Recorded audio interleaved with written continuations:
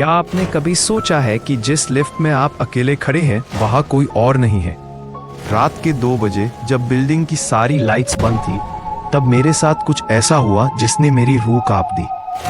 आज की कहानी सुनने के बाद आप लिफ्ट का बटन दबाने से पहले 10 बार सोचेंगे। मैंने एक आईटी कंपनी में नाइट शिफ्ट खत्म करके घर लौट रहा था। मेरी बिल्डिंग की लॉबी सुनसान थी। मैंने लिफ्ट बुलाई और 12 फ्लोर का बटन दबाया। लिफ्ट धीरे धीरे ऊपर बढ़ने लगी। तभी 4th फ्लोर पर लिफ्ट अपने आप रुकी। दरवाजा खुला, लेकिन वहां कोई नहीं था।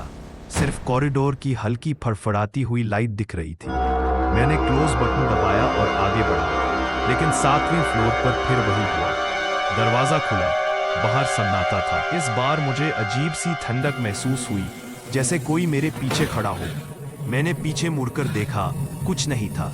मगर जब मेरी नजर लिफ्ट के चमकदार स्टील दरवाजे पर पड़ी, तो मेरे होश उड़ गए। दरवाजे के रिफ्लेक्शन परछाई में मेरे कंधे पर एक पाले पीला और सूखा हुआ हाथ रखा था।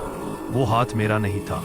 मेरी हिम्मत नहीं हुई कि मैं गर्दन घुमाकर पीछे देखूं। लिफ्ट 10वीं फ्लोर पर पहुंची और लाइट गुल हो गई। अंधेरे में मुझे किसी के सांस लेने की आवाज सुनाई दी, एक भरी और ठंडी सांस, बिल्कुल मेरे कान के पास। एक औरत की आवाज गूंजी, तुमने मुझे लिफ्ट क्यों नहीं दी? डर के मारे मैंने लिफ्ट क्यों नहीं दी?